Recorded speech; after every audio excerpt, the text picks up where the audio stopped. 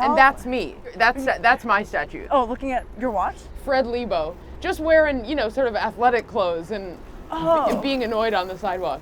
Maybe everybody can find their own statue in Central Park. Yeah. There's like... You too.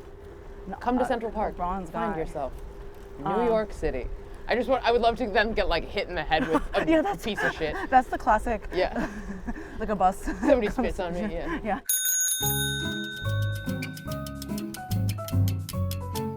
This is In Tandem with Chloe Radcliffe, and my guest today is Brittany Carney. Hi, I'm so honored to be here, Chloe. Thank you for having me. Yeah, you're welcome. All right, let's Okay. go. Woo! Woo! Good job. Whoa. Nice. Cool. I think the last time I was on some kind of tandem contraption was with my father. This is where we got to keep pedaling. This is kind of horny. This is where you have to keep moving your feet. Sorry. No, it's okay. I'm maybe too ADHD. Did you say it's kind of horny? Yeah, but that has nothing to do with my experience with my father. I just mean that. Oh, sure. Good to clarify. Like, this is kind of like, well, you're in tandem. Is this horseshit? Cool. You're an incredible series of ADHD observations from Brittany Carney. First in 10 seconds. Wow, this makes me horny, but not with my dad. Is that horseshit? I love that. This is awesome. No, but Already. I'm sorry to speak over you. No, sorry. I just made a face at a baby. No, sorry. Had absolutely nothing to do with you. I just caught a baby's eye and had to give it a thing that it will never remember, but hopefully will shape its personality. It's gotta be. That feels like developmentally important. That baby is going to need the spotlight from here on out. Yeah, because you imparted something on top of like a desire to be seen. Yeah, right. It's like in a horror movie when that like trope of a horror movie where it's like, if you pick up the call or if you hand a letter to somebody, then they're cursed. And then yes, I've cursed that baby with the need for external validation. That baby will be haunted for the rest of its life. Which does that mean that you no longer need that validation? Not necessarily. Ooh! But I jump off the tandem immediately. Okay, bye, Brittany. I go into accounting. Yeah, I mean you just enter one of these Have a nice buildings. time. I think my relationship with my father has been healed. Ooh, some ambiance. Doesn't this just feel like this is the New York from the movies? I know, there's nothing more 90s New York. Billy Crystal is going to show up in a sweater in just a second. Meg Ryan or some other like a woman that sort of is long and has a dark, floppy winter clothing. Sure. Like any does that make any sense? Yeah. But anyway, it's not at all what I was picturing Meg Ryan as. Wait, maybe a woman who's long and sort of dark and floppy. Actually, can you imagine if you heard somebody describe you as long, dark, and floppy? My dream girl, she kind of sags. I don't know what exactly I meant, but I think like a big sweater. Maybe a pea coat that's too big. You're the ultimate big sweater. Oh yeah. Big top, little bottom. Yeah. You are the most formally dressed in tandem guest I have had so far. So initially I was trying to channel some Chloe Radcliffe as I was picking out to wear, but I was kind of rushing out of my apartment. I'm reorganizing my closet and I couldn't find like athleisure. So what is channeling Chloe Radcliffe? I think in this case, because you have like really nice style, and then when you're bicycling, you're classic. What happens when I'm bicycling? Has little black leggings and a kind of like a water wicking form-fitting top, and that's like the Chloe Radcliffe signature when Chloe Radcliffe enters like a bar or a comedy venue. When I show up anywhere. Right, and so there's like a moment where you see Chloe Radcliffe in the Chloe Radcliffe signature, and then there's like another version of that. Wait, so does that mean that my signature look is doused in sweat, smelling kind of bad, wearing workout clothes that I like probably haven't washed since the last time I wore them? I think you're the only person I've ridden with who is wearing high heels. High heels. I'm wearing heeled boots. I feel like actually because of the romper, it's like shorts, I feel like I look like I'm like a equestrian boy you know. And There is absolutely nothing about you today that looks like an equestrian boy. damn it, next time. If you were to have said like schoolgirl, if you were to have said interesting. like off-duty model, Whoa! yeah, both of those apply. You look great. You look amazing. Wow. Equestrian boy is not in the running. Who used to what? No, it's not bad. But we're also not trying very hard. What's the secret? Oh, thanks She, for calling yeah, I me know, out. right? Thank you. Have a good Bye. day. Damn, outed. Well, I had just, for a second, I was like, am I not pedaling enough?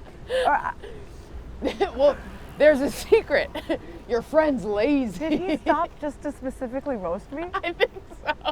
Wow. Welcome to New York. Hey, asshole, you could be doing better. See you later. Have a nice day. Which is, he kind of like barely acknowledged me, but it was all about my ineptitude. Yeah, that's really funny. That was really funny.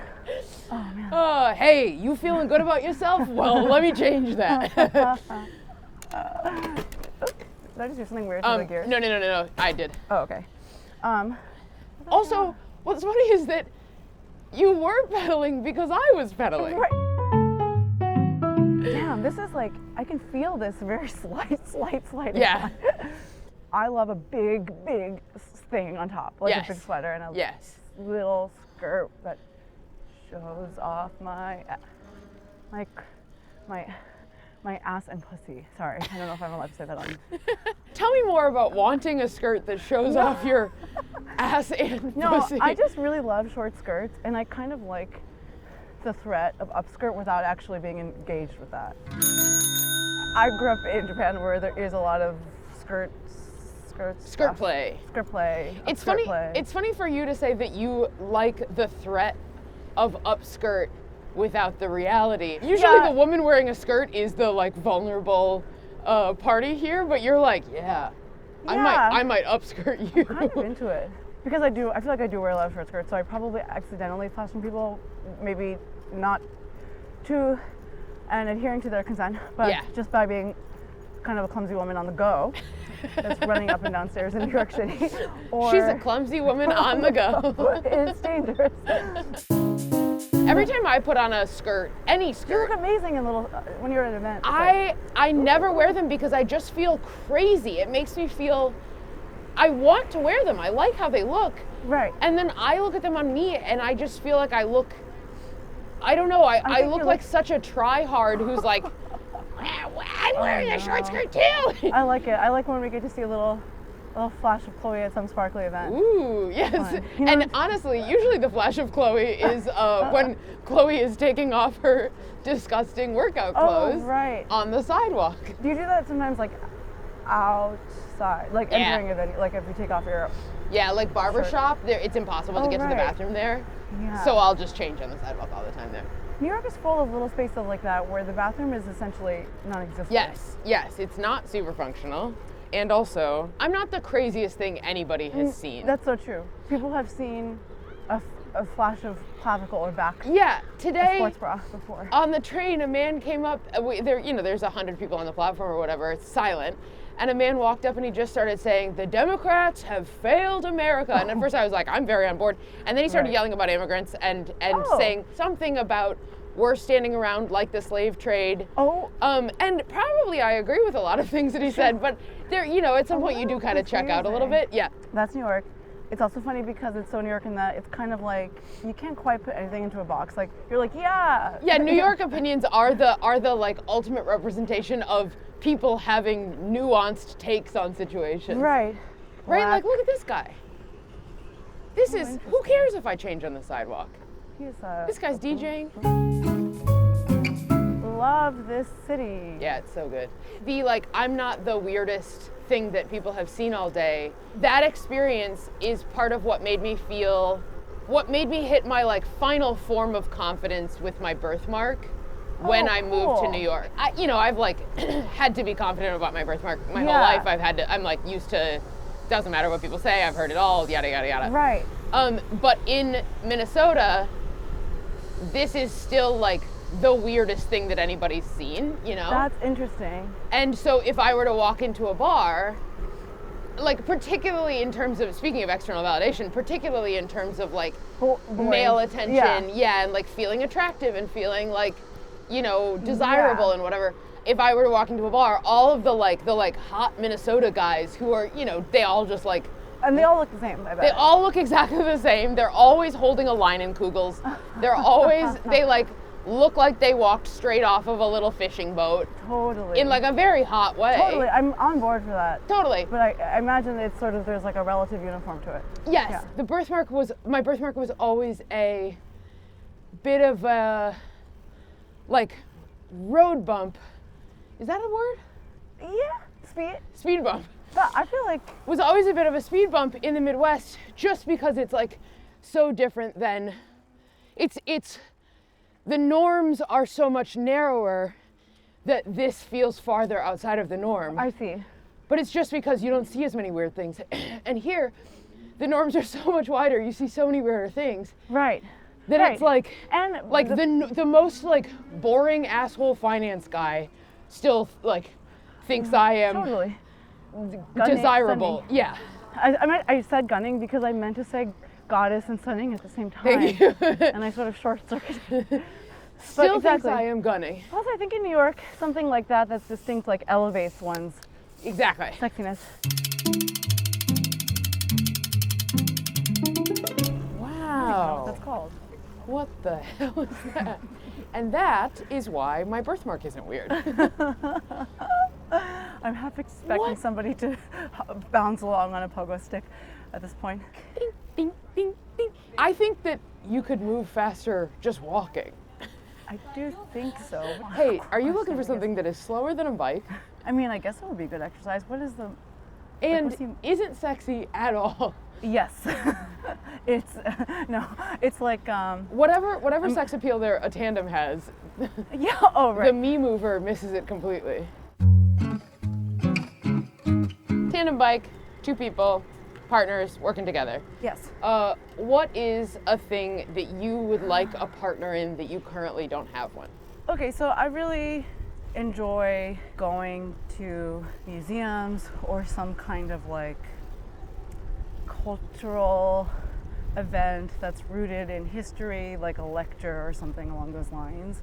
And I feel like no one really cares. Like I can go do that by myself, and I do like doing that. I like going on like a museum solo date. And I've gone to museums with some comedians, but by nature of going with comedians, you're like giggling the whole time and being really cynical together. Right, and you're on. Sometimes I feel a little bit lonely in that the way that I like to experience a museum or historical exhibition, Together. yeah, I don't have much of that in my life right now. So you went to grad school for history. Yeah, How a does- master's in public history, so it's like museum stuff. Mine focus was early American history, like colonial to Reconstruction, Yes. or like Civil War. So I'm like really into that. It just like framed. How does your knowledge of the American colonies and that like time period influence your comedy? Sure. And or how does it influence the way you see the world? Sure, that's, I think in one way, it's like something, it's like a frame, it's like a world of people and events that I think about often, or at least have read about very intimately. So therefore, when I'm looking for like a reference to make in a joke, it's just something that I have. Yeah. It's just something that I worked on, and it's like in It's my head. always going to be Ben Franklin. Yeah, and that's what I'm writing my pilot about, right? Something I'm proud of is like, how can I make a historical person or idea like funny or relatable, something that's like immediately in our world, and make that into like a solid bit to do on stage and connect. Yeah. So that's something I figured out on stage. I had like a stroll around the super colonial cobblestone ass part of Philly. Yeah. Trying to get like a vision board of sorts, or like Yeah. a deck. Like a style guide. Like Yeah. a style guide. Anyway, so I had this like wonderful little afternoon. It was starting to cool down. I was like on the grounds of Franklin's home, and I realized that I felt a little lonely because the people that are excited about my idea, it's not like they're that into the topic. They just kind of like are into where it can go, and they're into me or whatever, or into my idea. And so then very funny for you to be like, ugh, these people love me for me and they'll take anything that I give them as a strong idea because they really trust my own instincts and how I could handle material, but they just aren't obsessed with colonial America in the way that I want them to be. Right, yeah. Beggars can't be choosers. So. It turns out that my dad has always had this like deep love of movies and screenwriting and has a million ideas and is always pitching me things and is always giving me ideas, is always doing like, what if you did this story, what if you did whatever. Here we go. Okay. And we're good. Okay. My dad has an idea that I kind of love about that Ben Franklin is doing his experiment with the key. Oh my. And that it time travels him to modern day Philadelphia, and that he then has to like get back in time, whatever. But that he winds up working as a historical reenactor because he knows all of the actual like details. Chloe, and I think it's the funniest idea. That's so funny. And like where my dad wants the movie to go is different than where I think an actual saleable film would go. But my dream is, I think it would be so awesome if like my dad and I got to work on could sell that script, even just like get it optioned by a production company or whatever. Right. To just sort of have it in some kind of like working function, because I just would love, like, as a gift to my dad. Yeah. I love biking earnestly and sincerely. Some people, and some people have made fun of me for it. But I love it and I feel so committed to biking. Yeah. What is a thing that you love? Doesn't matter if it's dorky, doesn't matter if it's lame. My big answer, I guess, is I really love cooking a lot, and specifically, I'm like really into Japanese cooking, kind of like almost like scientifically, like I really am interested in traditional cooking techniques. My fantasy, and I cook a lot for myself. I cook mainly Japanese food for myself, and I like read a lot about Japanese cuisine and like watch a lot. I watch like hours, and my fantasy is to have a kitchen set up where I have like beautiful Japanese knives, like expensive knives, and I have made jars and jars of my own like fermented things, like my own miso or certain Japanese pickles. Come into my kitchen, it's full of knives and pickles. Yeah. It's so real. You know how so many white boys are obsessed with Japan? Yeah. Is that because Japan has such strong like blade culture and That's always so has? funny. And is it that like white boys would have loved anything that had that kind of blade culture? Yeah, that's really interesting. And it just happens to be Japan. It doesn't actually have anything to do with I do feel like specifically that where it is a way. Oh my gosh, actually it's so funny to see that, because there's a guy I know American guy, like from Michigan, and he had gone to like a Japanese woodworking tool shop in Park Slope, and he sent me pictures of these like really like sharp and like specific looking blades. And that is like one version of that. And then there's the version of like a guy's really into like samurai swords, like katana stuff. Right. There's just like different ways that white guys in America like sharp things. But out it's of Japan. all blades, right? It's all blades. And You know, maybe- like if French people had like crazy blade world, right. then white boys would have been obsessed with France. Maybe so. And why are they not as obsessed with other Asian countries? Right. There aren't as many They're not into Chinese Korea. civilization. Yeah. Yeah, they're not into China. And there is something when you learn, in like whatever, like fourth grade, when you start learning about like You can like get Chinese your hands civilization. around Japan. Yeah. Yeah. Whereas I guess it's just more sprawling. Yeah. Am I gonna get canceled for that? No. Oh. I will be certain. bad. I will make sure of it. What's that statue? I've never seen that statue. Is that Robin Hood? Peter with a Pan. I know, falcon? right? It does look like Robin with like a falcon. Yeah, what's going on? Is that the Jolly Green Giant? What There is must it? be a lot of like Now mystery about that, here.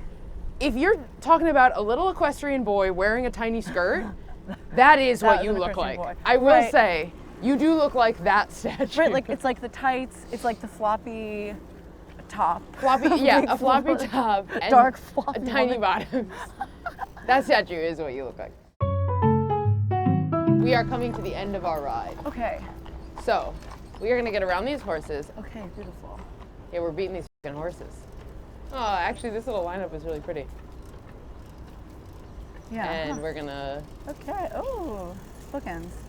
This has been In Tandem with Chloe Radcliffe. Bye. Woo! Thanks, Chloe. Oh man, that was so nice.